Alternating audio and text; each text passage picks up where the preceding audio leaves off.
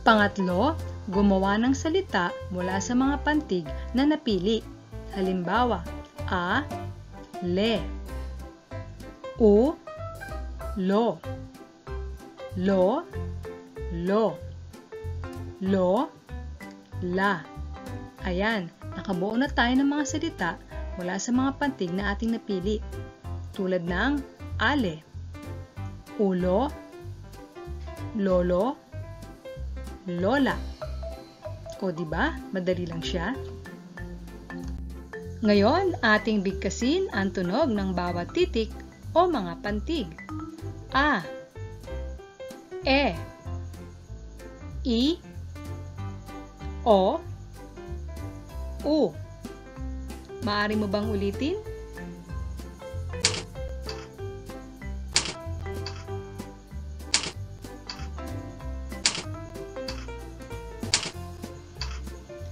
Magaling!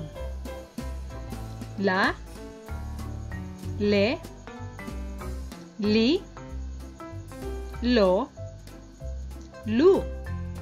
Ulitin mo nga uli.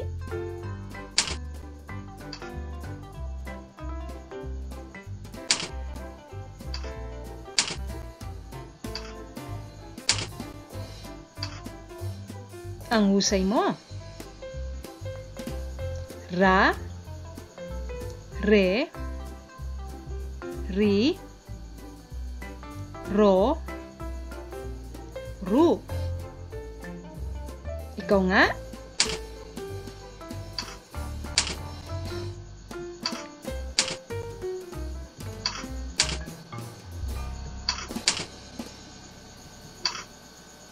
Magaling! Ngayon naman, pumili tayo ng mga pantig upang makabuo tayo ng mga salita. Halimbawa, a, le, a, le, ale,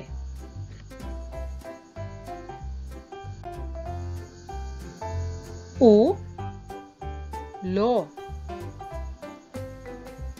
u, lo, ulo,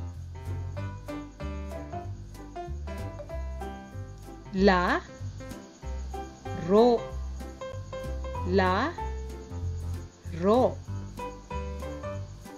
laro,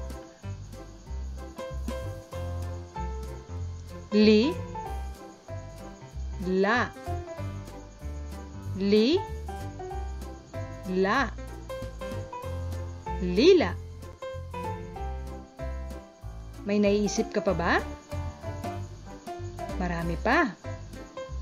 Tulad ng lo, lo, lo, lo,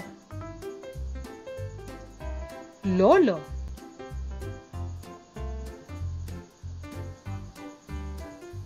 lo, la, lo, la,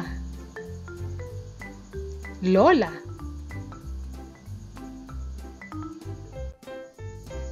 lo, ro, lo, ro, loro,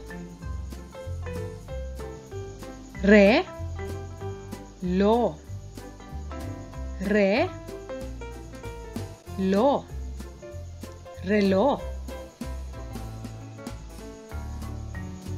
u, li,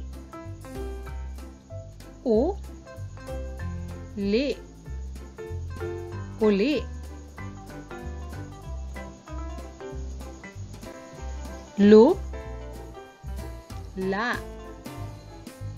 lu, la, lula.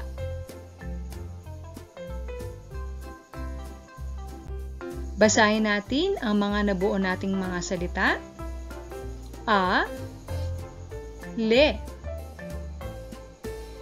ale, ale,